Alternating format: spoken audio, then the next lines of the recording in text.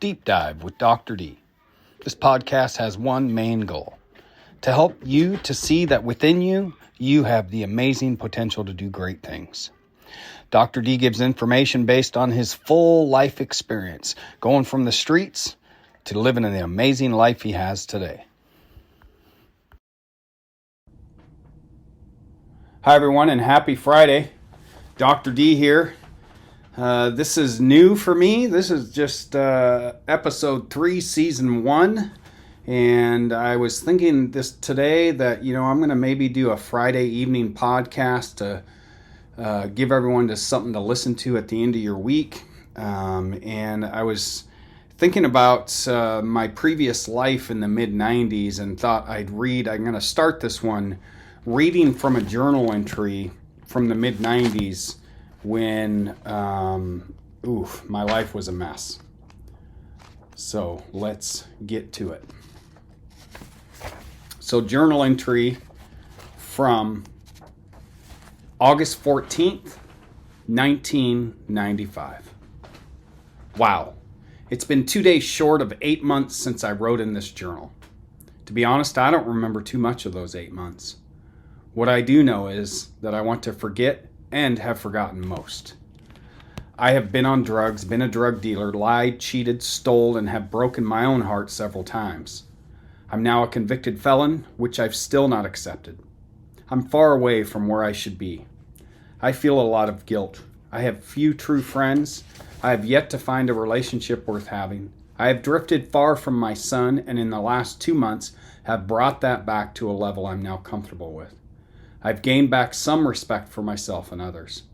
I'm now 28 years old and personally dissatisfied with my life. I've done things I said I would never again do. But thanks to God and family, I'm regaining pieces of my life and am once again stepping in the direction I want to be in. I'm still wanting to find or meet a good quality woman to share my life with. I haven't found her yet, and for the most part, I'm not worrying too much about it. Me and my dad have become closer because of the events in the last months. Me and my son have become closer because of the last months. The best I can explain the last 8 months can be summed up to say, drugs, drugs, and more drugs. The drug called crank, the drug called crack, the drug called marijuana. Crank was the major contributor to the most of the chaos. I will regain control of my life and my dreams so I can feel content when I sleep. It seems like it's been a couple of years or more. I'm glad to be back in control of my mind and my actions.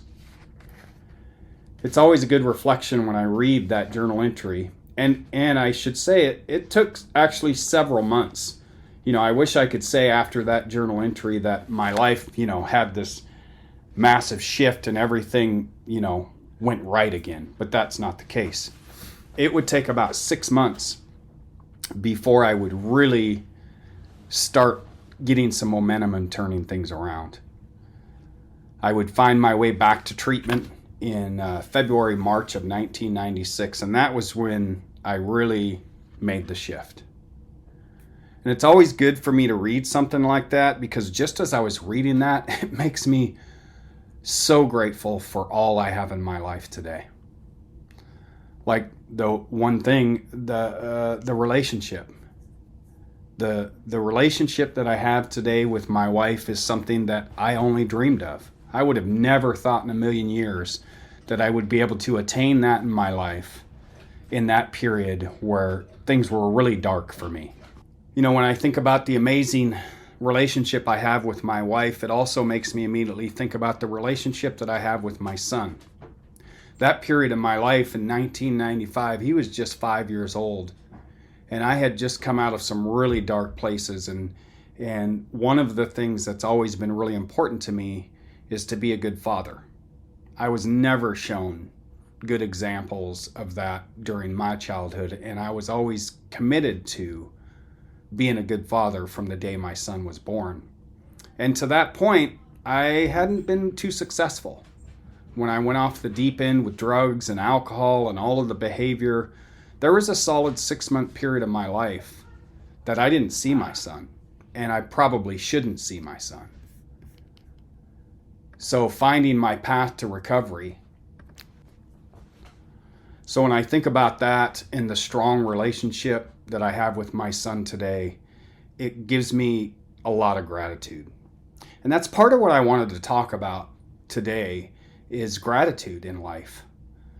And I did my morning video this morning. If you follow me on other social media channels and you watch that, I said, if you haven't had a good week, if this has been a rough week for you, try as best you can to see where maybe there are things you can be grateful for. And sometimes it's just little things. Like right now as I'm recording this, I can hear the heat flowing into my office. I have lights on in my home. I have food in my refrigerator. If you've had a rough week, sometimes just reminding yourself of those very basic things that you do have can be helpful. And it's not to be dismissive of having a bad week. When I read this journal entry and think about all the work that I was facing to turn my life around, it was pretty overwhelming. And how did I do that? Well, I did it in each day. I live a life where I'm really reminded that all we really have is today. I have it tattooed on my chest. Live now. If you've had a rough week, just take a moment right now as you're listening to this to just focus on your breathing. To remind yourself that you are alive. That you can take the rest of this Friday evening and give yourself a little grace. That if the universe says, or if God says, whatever it is for you, you'll get to try again tomorrow. I live my life in 24-hour pockets. That's all we've got, friends. I'm recording this podcast on Friday at 5:52 p.m. on January 10th. This moment in time is all we're really guaranteed. Now, statistically speaking, I'll probably be around a while longer. So yeah, I plan and I strategize and I have a calendar and all of those things, but I'm at my best when I'm really just focused on right now and the day that I have in front of me. And I just read that journal entry from my life past in the mid-90s, and I talk about this with your past. I needed to reach into my past to heal, to recognize dysfunctional behaviors, to learn skills to right that ship from dysfunctional behavior to functional behavior. I needed to do all of that work. I needed to look into my past for that purpose. I'm a nostalgic guy. I like looking into my past and, remembering good times and sometimes remembering sad times. That can be okay. But really, my friends, for the most part, we can't do anything about what happened last week, a month ago, or a year ago. We certainly can't do anything about things that happened literally decades ago. If you're in your past in that way, I would encourage you to focus on what you have today. Know that you can't change your past. You can't reach back and try to make things different. You just can't. What we can do is focus on our todays. When we focus on our todays, what we can do in each day to make our tomorrows better, boy, then it feels a lot better. Then the weight doesn't feel so heavy. Think about when you're ruminating or worrying about something that happened like sometimes yesterday or a week ago, or think about if you're ruminating and stressing and worrying about something that happened a year ago. And think about when you get overwhelmed or the stress raises in your body when you're thinking about maybe what's coming up a month from now or a year from now. You don't have any control over those periods of time. What I have control over is right now. When I'm preparing for something in the future, in today, that's good. When I'm strategizing, when I'm learning what I need to learn to plan for what's coming up, that's all really good. My wife and I are planners. We run by a schedule. That's really good to do. That actually lowers stress, right?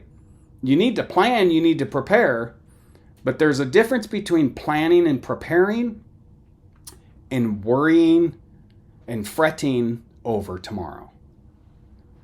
So, as you think about your week, if you had a great week, man, give yourself credit where credit is due. Celebrate your wins. That's really important. If you had a rough week, here's what I say about tough weeks. Certainly take stock of maybe where you tripped and fell and you could have done better. Learn from that for sure. That's good to do. Don't be dismissive of those dysfunctional behaviors that you're participating in that are creating the chaos in your life, right? You have to look at that. That's important to do. Take stock of what did go right. If you're listening to this, you're alive. At a very basic level, you're alive, right? And what did you do well? Did you get up on time every day? Did you make a good faith effort to do good? Even if you tripped and fell and you stumbled and it didn't go exactly how you hoped, did you make some progress? And then I would encourage you to consider journaling. Journaling is a great tool for us to write down our thoughts and our feelings about what's going on in our world. I hope everyone has a great rest of your Friday and a great weekend. Thank you for listening. You can follow me on my other social media channels at the link below.